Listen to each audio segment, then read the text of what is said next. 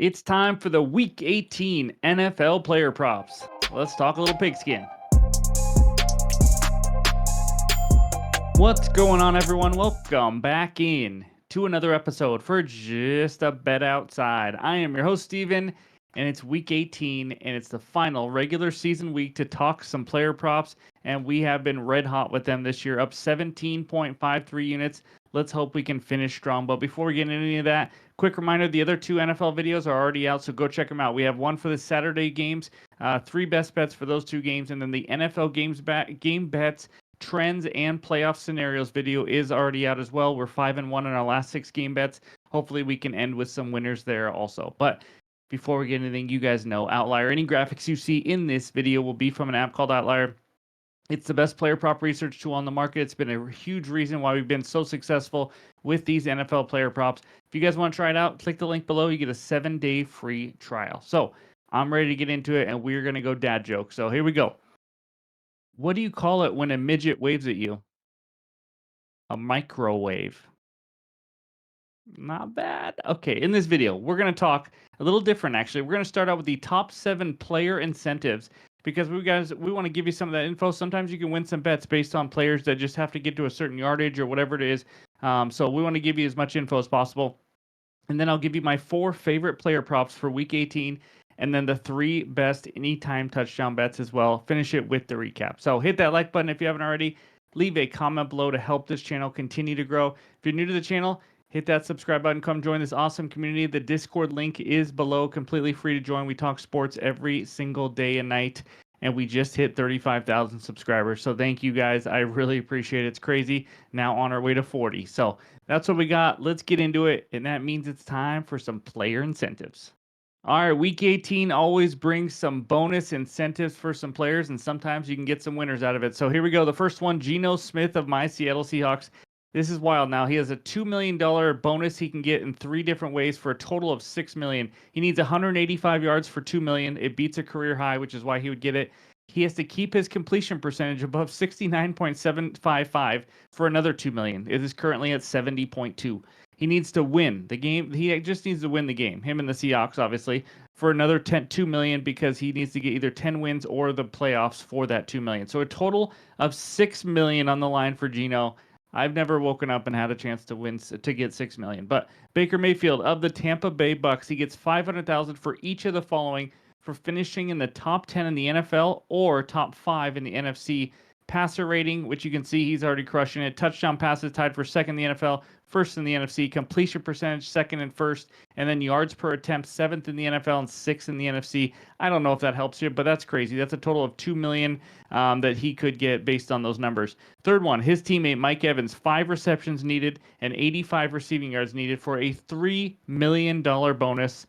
Also, 2 touchdowns gets him $666,000, which seems like nothing compared to the $3 million bonus. But also that puts Evans at 1,000 yards for the, I forgot now, 11th, 12th straight season. Anyways, he's been chasing that even with missing some games earlier. So those are the first 3. Let's look at the final 4. Cortland Sutton of the Broncos needs 82 receiving yards for a $500,000 bonus. Pretty simple one there. DeAndre Hopkins, 9 more receptions to receive a $250,000 bonus. You know, I doubt he plays enough for the Chiefs to get that, but you never know. Needs 140 receiving yards for another $250,000 bonus, and 1 more TD for a $500K bonus. Something to keep in mind. Maybe they try to sneak DeAndre Hopkins in a touchdown before they, and then they sit him the rest of the game. I don't know. We'll see. Kyler Murray of the Cardinals needs 50-plus rush yards and 1 rushing touchdown for a $750,000 bonus. If he gets that, you know he's trying because that's not easy to do. And then the last one, Zach Ertz of the Commanders needs 90-plus receiving yards for a $250,000 bonus, 9 receptions or more for a $250,000 bonus, and 2 touchdowns would get him another $250,000 bonus. I'm pretty sure he just hit bonuses last week as well. So either way, these are the top 7 player incentives. There's a few other little ones, but I know some of you guys have been asking about it in the Discord and stuff, so I just wanted to kind of give you some info. But with all that said, it is now time for the player props. All right, this first one is an over prop and probably my favorite player prop of the weekend. Give me Justin Jefferson over 6.5 receptions at -125 on FanDuel. I'm going to put a unit on it. We head out to Sunday Night Football. No total has been higher than this one, 56.5. We're going to have lots of points, lots of offense indoors there in Detroit. So let's talk about JJ. He's a top 3 wide receiver in the league, in case you're not familiar with his game. He's over in 8 of 16 games this season, 6+ catches, though, in 12 of 16. We got a nice floor here. As you can see by this outlier screenshot, though, over in 7 of 10 and over in 5 straight games, he has figured it out. 10 and 8 receptions the last 2 games. He had 7 catches versus Detroit earlier this year, and now he's facing Detroit when they are extremely banged up on defense. Targets the last 3 games. How about 14, 13, and 11? This is the biggest game of the year. Big players show up in big games, and he is one of those guys. Now, the matchup, Lions are second to last in receptions allowed to wide receivers. They've allowed 237. It is a dream matchup. And by the way, the only team that's allowed more is the team on the other side, the Vikings, 240. But wide receivers last 3 weeks versus Detroit, how about Ricky Pearsall having 8 receptions? Juwan Jennings, 7 receptions. Keenan Allen, 9 receptions 2 weeks ago. Shakir had 6 catches. They are bleeding catches to wide receivers. I expect a big game from Jefferson here. His receiving yards total is close to 100. You could take that. I think he gets 100 plus, but I like him to get over 6.5 receptions, and that is my first best bet. All right, prop number 2 is another receiver prop. Give me Marvin Mims over 32.5 receiving yards at -115 on Bet365. This is also a 1-unit play. We cashed on Mims earlier this week or last week easily. In his last 6 games, he's absolutely crushing it. Over in 5 of the last 6, 44 plus receiving yards in those 5 overs, 62 plus receiving yards in 3 of the last 4. I mean, this is a ladder opportunity. He's just absolutely crushing it because Sean Payton is using him much more than he was at the beginning of the season. He is a big part of this offense. So let's do a deeper dive into these numbers last 6 weeks. Mims at 383 receiving yards to Sutton's 410 or 414 in the last 6 weeks. That just shows you he's not much different than Sutton in the last 6 weeks. And Sutton is known, obviously, as the number 1 guy here. But Marvin Mims has the most yards after catch of any NFL wide receiver the last 6 weeks. 334 yards after catch. Like I mentioned last week when we bet him, he has a short 5.9 ADOT, which is average depth of target, because he catches some quick passes and uses his lightning fast speed to get a lot of yards after the catch. He also showed that he can win on deep routes as well, as he caught a deep touchdown last week as well. This guy is just too fast, and they do too many things with him moving around the formation and everything to just have a total this low. Absolutely crushing it. Like I said, possible ladder spot in the matchup. Chiefs are going to be playing a bunch of backups, so I can't sit here and tell you numbers and everything. All I know is backups are usually not as good as the starters. I know, it's crazy. But this also means probably less pressure on Bo Nix, which gives Mims some more time if he does try to beat him downfield. But I think this might only take 2 catches with the speed that he has and what he's been doing lately. So let's Marvin Mims and get it on, baby. Let's go. Over 32.5 receiving yards is my second best bet. All right, this third one is an under prop. Give me Jordan Love under 217.5 passing yards at -120 on DK for a half unit. There's some speculation involved in this one. So the Packers playoff seeding, I mentioned it earlier, there will be either a 6 or a 7 seed. A win does not give them the 6 seed, though. They also need a Commanders loss. And so that, that's a big deal. And we talked about this in the game bets videos and playoff scenarios and all that. So I think there's a real chance the Packers starters sit in the second half here. So Josh Jacobs has already said he's not expecting a full workload. If he's not getting a full workload, I doubt Jordan Love will be back there as well. If the Commanders also have a big lead in the second half of their game, the Packers will probably know that, and they will probably start yanking their starters because there's no reason for them to be out there. On top of that, the Packers just don't want Jordan Love sitting back there passing the ball a ton when he is in the game, because obviously he will just be, prone to possibly getting hit or hurt before the playoffs. So this is a run-first team anyways for the Packers. And even if this was a normal game, as you can see by this outlier screenshot, Love's gone under this in 3 of the last 4 games. And 2 of those 3 unders, which is crazy, were in the easiest passing matchups you can have in the league versus the Lions and the Minnesota Vikings, and he still went under. He's under this line in 5 of 9 games already. So even in a normal game, I mean, he has a chance to go under this, but now I think they're going to sit third, fourth quarter type stuff. So not even getting a full game. The matchup here, let's face it, the Bears suck. They're limping to the finish line. They're easily a team that can be run on, though, and I think they're going to. It sounds like the Packers want to use some of their young running backs, see what they got in those guys. So even if Jordan Love does play a decent amount, I think they're going to be more run heavy. Just play it safe and conservative. So overall, I'd be surprised if he played it. Again, it's a speculation involved. So if he does play the whole game, maybe we're a little bit more at risk if they just go all for it and throw the ball all over the field. But I just don't see it. And of course, you always got a blowout possibility anyways. So give me Jordan Love under 217.5 passing yards as my third best bet.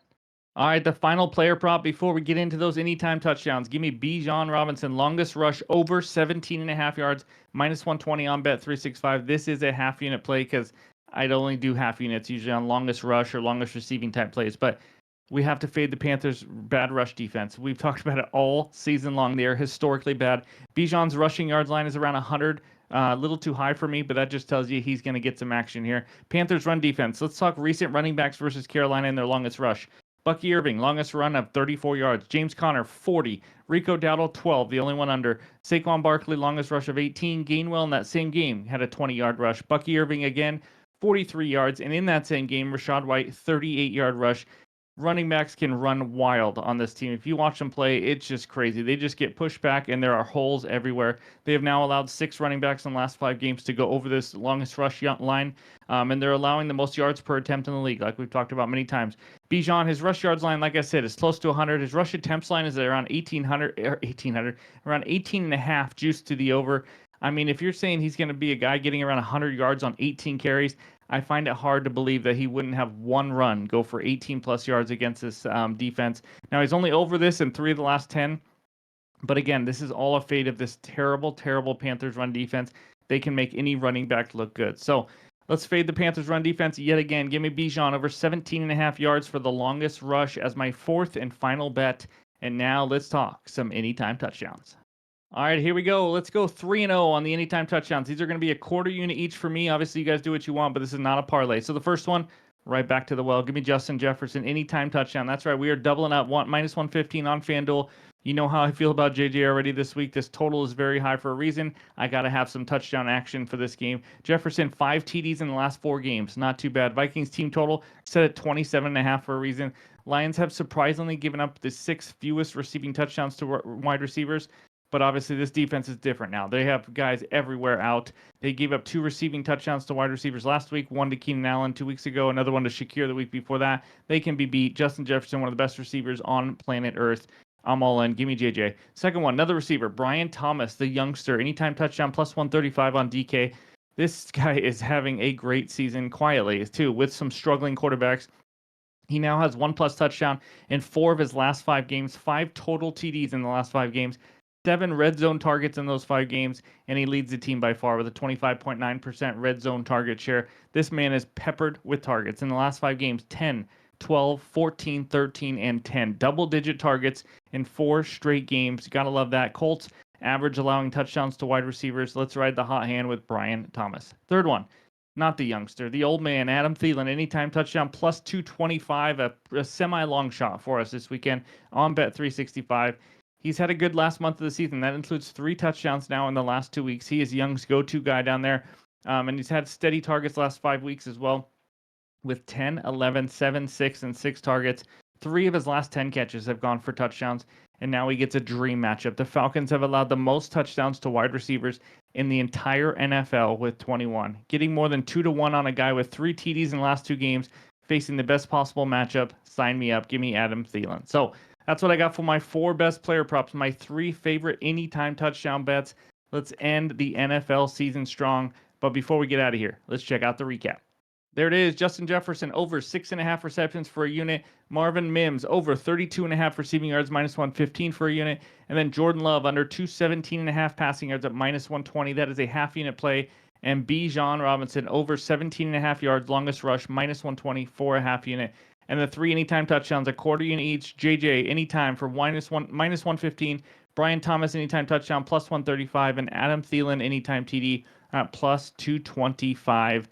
There it is. Any added plays will be in the pinned comments below on X and on Discord. Thank you guys for watching all season long. It's been incredible the support we've gotten, so we appreciate it. But we still got the playoffs after this as well. So if you haven't already, hit that like button and go check out those other 2 NFL videos for Week 18. Hope you guys get some winners, but hope you guys also have a great weekend, and we'll talk to you soon.